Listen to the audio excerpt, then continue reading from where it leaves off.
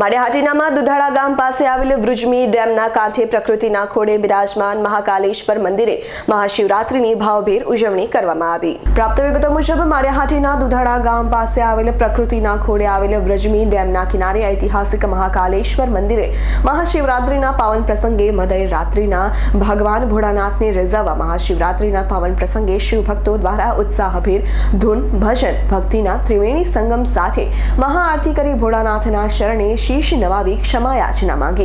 મહાકાલેશ્વર મંદિર ઐતિહાસિક લોકવાયકા પ્રમાણે પાંડવ યુગમાં મહાકાલેશ્વર મંદિરની સ્થાપના પાંડવોએ વનવાસ દરમિયાન આ જગ્યાએ રાત્રિ રોકાણ કરેલ ત્યારે ભીમ દ્વારા કરવામાં આવેલ હતી। અતિ પવિત્ર અને પુરાણું સ્થાન હોવાની લોકવાયકા પ્રસિદ્ધ છે। આ સ્થળે 3 નદીઓના સંગમ થતો હોવાથી શ્રદ્ધાળુઓ દ્વારા પિતૃઓના મોક્ષ અર્થે પિતૃ કાર્ય કરવા પણ લોકો બહોળી સંખ્યામાં આવે છે। આ સ્થળે કાળભૈરવ દાદાનું પણ અતિ પુરાણું સ્થાન હોય છે, જેને કારણે મહાકાલેશ્વર નામ આપવામાં આવેલ છે। લોકો પણ મોટી સંખ્યામાં કાર્યક્રમમાં ઉપસ્થિત રહ્યા હતા અને મંદિર પ્રશાસન તરફથી તમામ ભાવિક ભક્તોને ફરાળની વ્યવસ્થા પણ કરવામાં આવી હતી।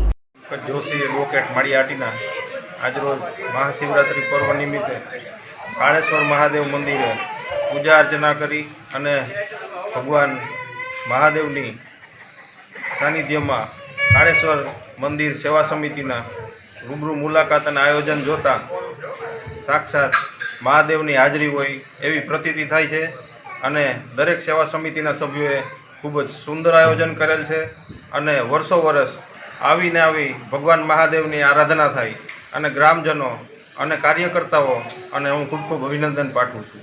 કેટલા વર્ષોથી આવો છો આપ?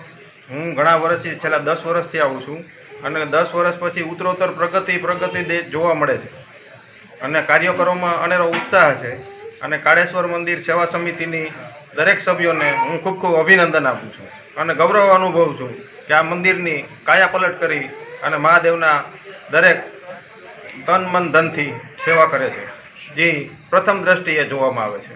પંકજ કારિયાનો રિપોર્ટ S9 ન્યૂઝ માળિયાહાટીના। અમારી તમામ માહિતીથી અપડેટ રહેવા માટે જોડાયેલા રહો S9 ન્યૂઝ સાથે।